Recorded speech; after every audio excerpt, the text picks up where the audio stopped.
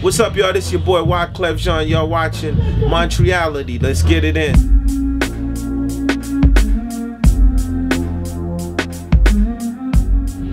Man, I mean, you know, my story is, some people call it a Cinderella story. You know, I was born in Haiti, small town called LaSalle. You know, a lot of times I say I'm from the hut, and we really mean that. So we went from the hut to the projects to the mansion. So we say you don't have no excuse. Whatever you want to be, you can do it. But we tell people it don't happen overnight. You know, like the struggle is real. You know, whether if you see me, whether if you see Jay-Z, whether if you see Beyonce, whether if you see Shakira, whether if you see Mary J. Blige, whether if you see Lil Wayne, there's really no escape. You know, this is like a 16, 17-year grind for everybody that you see.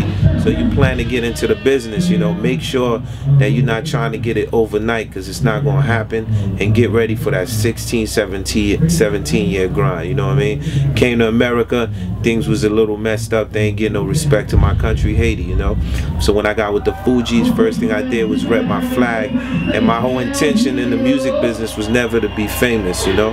It was to put my country in the map. That's why the first FUGEE album is called Blunted on Reality. And when we say Haiti, we're not just talking about Haiti, because when we say refugees, we was just talking about for anybody that felt like they left the land and came to another place and trying to get a sense of belonging, you know what I mean? So that's a little bit of my story, you heard?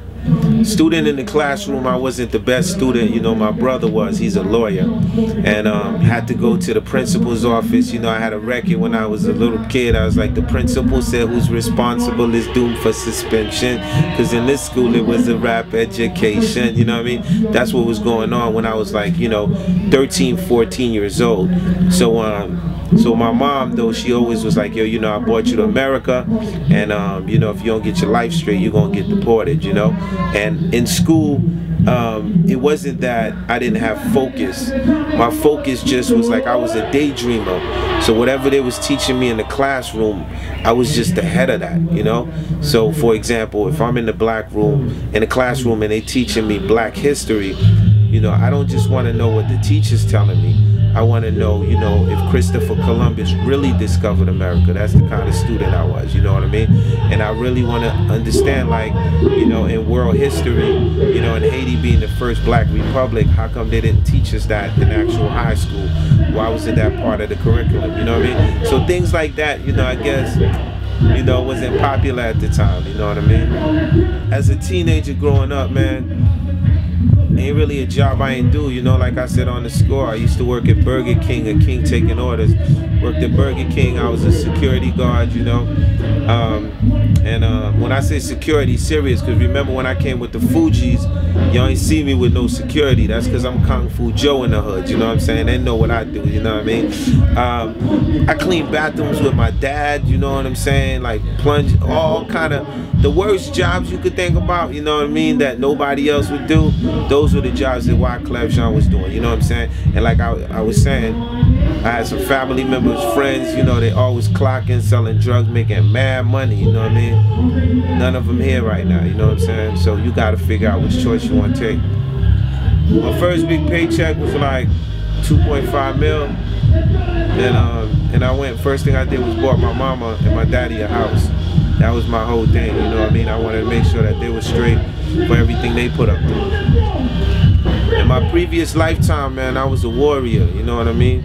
Like everybody knows me, knows that. That's just not words, you know what I mean? I was a warrior, I led a tribe, you know what I mean? Like I'm leading the tribe right now.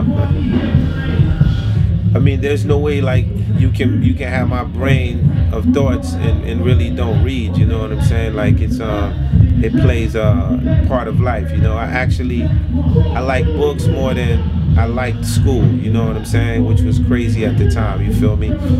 Favorite book is probably Egyptian Book of the Dead, you know what I'm saying? You get a chance, definitely check that out.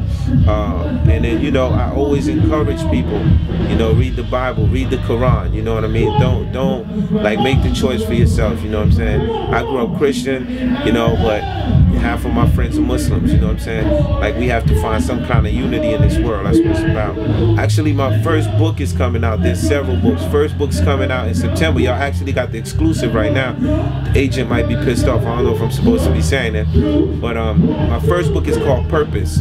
because that's the first thing I did, right? I had to find my purpose, and that's what a lot of us go through, you know what I mean? There's kids watching this right now grinding, and they getting hated on, you know, so they trying to be like, what's their purpose, you know what I mean? So the first book is Purpose, you know, it's like a biography of just WYCLEF. I mean, besides making music, I like fighting, friendly fighting, you know, Thai boxing, slap boxing. I like calisthenics, you know. I'm good with my hands, good with my feet, you know.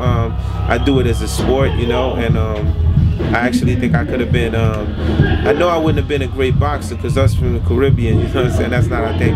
But I think I would have did real good in the kickboxing and the Thai field. Man, my biggest fear is swimming. You know, my girl just got me a trainer to try to teach me how to swim.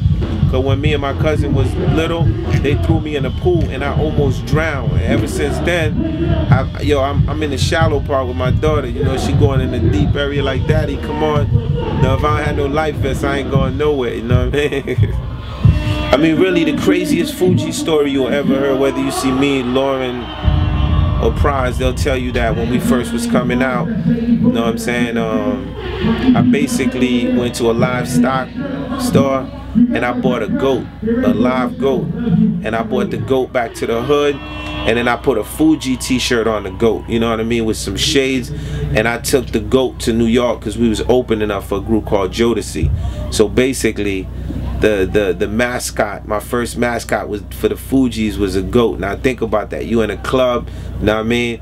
And then two Haitians and one American show up, and before they rock, you see a goat come out on stage with a green t-shirt that says like Boof Boff on it, which we was promoting at the time. The funny part of the story, the goat shitted on the entire stage and the crowd was pissed off, but we got our point across, you know what I mean?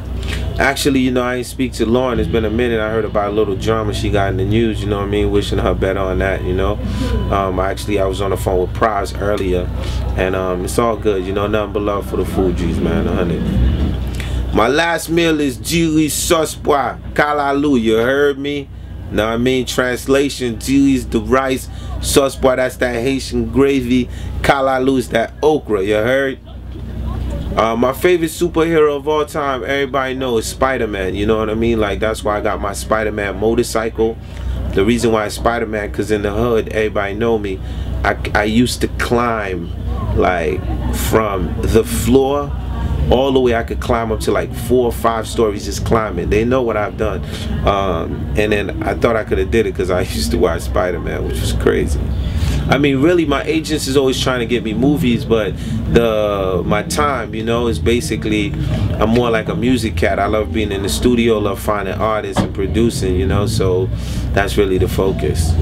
Man, they not alive, you know what I'm saying? Like me, I always want to get in with Jimi Hendrix, you heard? You know, I think modern time right now, I think I'll make some dope music with Kanye, you know, showing up with just my guitar, you know what I'm saying? I mean, just the legacy for me, man. And before I leave the earth, I just want to see the rise of my nation, you know what I mean? Like, 80% of the population don't live on less than $1 a day, you know? I would like to at least see half of my population reading and writing. And I want to be part of that legacy, making that happen. Always Montreality, y'all know what it is. Respect there.